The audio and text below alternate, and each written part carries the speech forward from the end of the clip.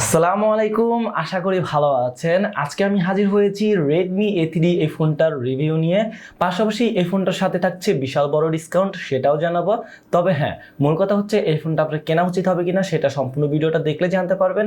আর আমার চ্যানেলে নতুন দর্শক হয়ে থাকলে অবশ্যই আমার চ্যানেলটা সাবস্ক্রাইব করে অল বেল আইকনে ক্লিক করে দিবেন। তো চলুন শুরু করা যাক। Redmi A3 এই ফোনটার দুইটা কালার আমার কাছে রয়েছে, একটা হচ্ছে ব্ল্যাক কালার, একটা হচ্ছে অলিভ গ্রিন কালার, আরেকটা কালার মার্কেটে পেয়ে যাবেন সেটা হচ্ছে ব্লু কালার। তো ব্ল্যাক কালারের পিছনে আপনার গ্লসি ফিনিশ দেওয়া হয়েছে, যেটা দেখতে খুবই ভালো লাগে, তবে হাত দিয়ে ধরলে একটু পিছলায়, তো একটু সতর্ক থাকতে হবে এই ফোনটার ক্ষেত্রে। আর যেটা অলিভ গ্রিন কালার সেটার পিছনে লেদার ফিনিশ দেওয়া হয়েছে, যার কারণে ধরলেও প্রিমিয়াম ফিল পাওয়া যায়, পাশাপাশি দেখতেও বেশ ভালো লাগে। তো মোটামুটি দুইটা কালারই আমার কাছে খুবই ভালো লেগেছে। তবে সবচেয়ে বেশি ভালো লেগেছে এই ফোনটার ক্যামেরা বাম্পের ডিজাইনটা অসাধারণ করা হয়েছে, যেটা দেখলে খুবই ভালো লাগে। বিশেষ করে যদি আপনি এই ফোনটা হাতে রাখেন, দূর থেকে কেউ যদি দেখে সে ভাববে এটা হয়তো অনেক দামি একটা ফোন।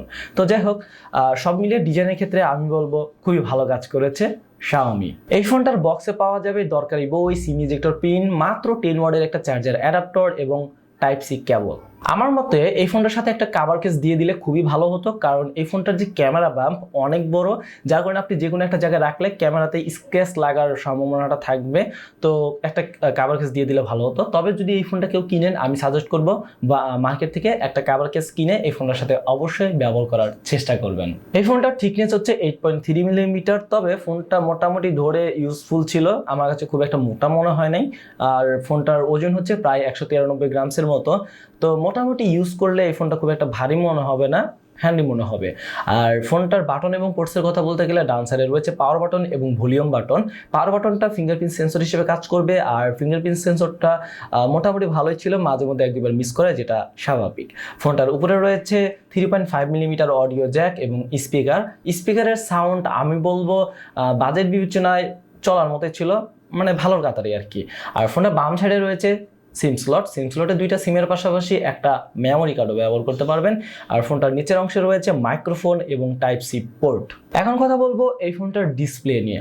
এই ফোনটার ডিসপ্লেতে দেওয়া হয়েছে 6.7 ইঞ্চির একটা IPS LCD ডিসপ্লে প্যানেল। এটা একটা HD+ ডিসপ্লে, যার রেজলিউশন হচ্ছে 720x1650 পিক্সেল এবং পিক্সেল ডেন্সিটি হচ্ছে 268 ppi। ডিসপ্লে ঠিকঠাক আছে, তবে দুইটা জিনিস চোখে পড়ার মতো ছিল। এক, কিছু ক্ষেত্রে শার্পনেসের ঘাটতি বোঝা যাচ্ছিল, এবং দুই, ডিসপ্লের উপরে 5 ওয়াট সেলফি ক্যামেরা থাকলে বেশি ভালো লাগতো। আর বাহিরে এই ফোনটা ব্যবহার করতে গেলে রোদের মধ্যে কিছুটা ফেরা খাবেন।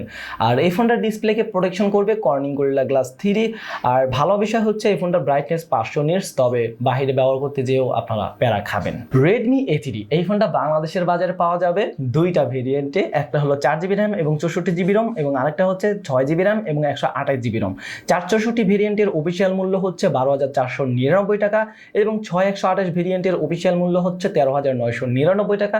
তবে আমার চ্যানেলের পক্ষ থেকে কেউ যদি এই ফোনটা কিনতে চান, তাহলে 700 টাকা ডিসকাউন্টে 6128 ভেরিয়েন্টটা কিনতে পারবেন মাত্র 13,300 টাকায়। কোথায় কিনতে পারবেন? SK টেলিকমে। তাদের ঠিকানা হচ্ছে গাজীপুর চৌরাস্তা, শাপলা মেনশনের 4th ফ্লোরে। দোকানের নাম্বার ঠিকানা আমি ডিসক্রিপশনে দিয়ে দেবো, অবশ্যই ডিসক্রিপশন চেক করে তাদের সাথে যোগাযোগ করে নেবেন। র্যাম রোম কিন্তু অনেক বেশি, পাশাপাশি এই ফোনটাতে দেওয়া হয়েছে ভার্চুয়াল র্যাম, যেটা আপনারা চাইলে বাড়িয়ে রেখে ফোনটার পারফরমেন্স কিছুটা বেটার করতে পারেন। তবে আমি ভেবেছিলাম যেহেতু র্যাম রোম বেশি আছে, সেক্ষেত্রে ফোনটাতে ভালো একটা পারফরমেন্স পাবো। নর্মাল ব্যবহারে ঠিকঠাকই ছিল, তবে কিছু ক্ষেত্রে একটু ল্যাগের দেখা পেয়েছি। এই ফোনটাতে দেওয়া হয়েছে 90 হার্জের সুবিধা, আর ফোনটা রান করছে অ্যান্ড্রয়েড ভার্সন 14 দ্বারা। ফোনটাতে 2-4টা অতিরিক্ত অ্যাপস রয়েছে, যেগুলো চাইলে আবার আনইনস্টলও করতে পারবেন। তাছাড়া ফোনটাতে তেমন কোনো ভাল্লুক অ্যাপস নাই, তবে ফোনটা আমি ভেবেছিলাম খুবই স্মুথভাবে রান করতে পারবো। তবে কিছু ক্ষেত্রে আমি একটু ল্যাগের দেখা পেয়েছি, যেটা অসন্তুষ্টক বিষয় ছিল। ফোনটার পিছনে বেশ স্টাইলিশ এবং বড়সড় একটা ক্যামেরা বাম দেওয়া হয়েছে, যেখানে ব্যবহার করা হয়েছে dual camera setup. Main camera হিসেবে রয়েছে 8 মেগাপিক্সেল এবং দ্বিতীয়টা হচ্ছে একটা QVGA লেন্স, ওইটা না থাকার মতোই বলতে পারেন। আর ফোনটার সেলফিতে ব্যবহার করা হয়েছে 5 মেগাপিক্সেলের একটা ওয়াটার ড্রপ নচ ক্যামেরা, যেটা হয়তো সবার ভালো নাও লাগতে পারে।